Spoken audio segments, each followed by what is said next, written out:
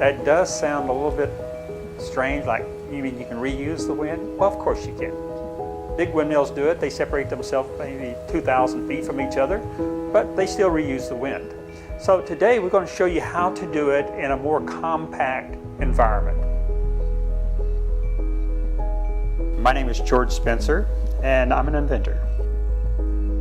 My background to getting to being an inventor, I've spent a lot of time in a lot of different applications and projects, things of this nature, but primarily I was in the electronic world.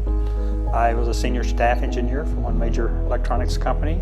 I owned my own major electronics company, and I was a rancher.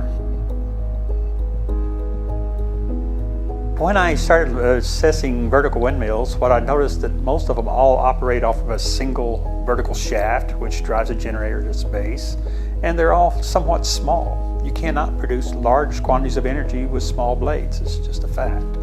So I had to look at this, see what I could do. I knew that it was going to be a challenge because vertical windmills don't have a method of holding themselves stable. They want to tilt and move around on their vertical axis as they're trying to operate.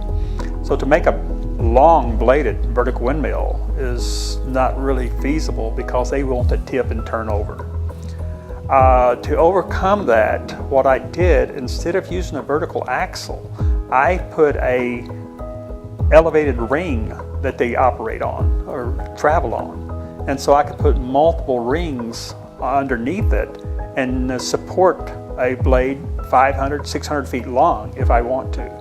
And this is one of the keys to making it. There's a couple, three others, but first you have to start off with a stable platform.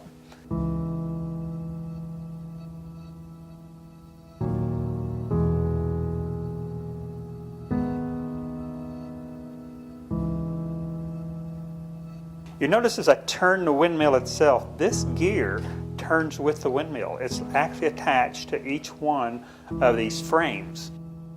And windmill itself captures power and energy. And so we have to transfer that energy down into the generator that we want to generate power with.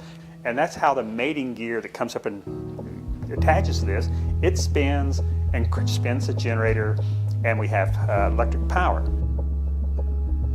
To kind of highlight some of the features and advantages of my particular windmill, you have to kind of understand where we're at with the limitations of our existing horizontal windmills. On the horizontal windmill, one of the things that they have is the length of the blade. And you have to have surface area to get more power.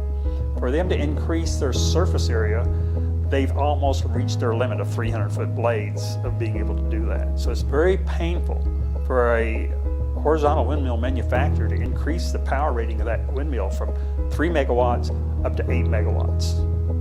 I guess the question on the table is, how does this serve my ultimate goal? My ultimate goal is to build hydrogen generators, and I need a power source for that.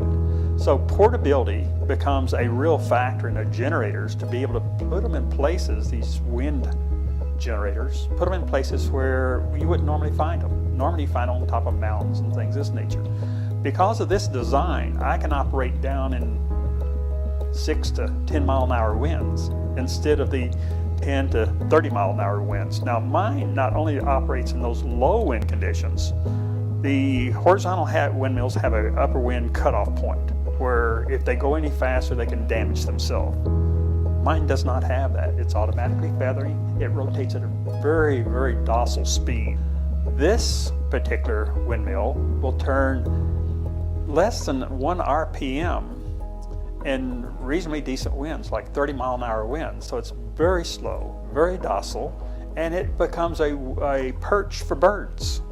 So from that aspect, it's great. But from my aspect, again, I'm concerned about how much energy it puts out. And this one will stagger you in the amount of energy it's going to put out. I couldn't hardly believe it when I run the numbers on how great this thing is. I have to have more models I have to build to confirm all of my data and things of this nature that I'm doing. We've made a lot of progress. We have reasonable amounts of work ahead of us. To do that, these new models will cost more than my budget. So I really need people who are interested in bringing technology like this to market to financially help me. That's what I really need.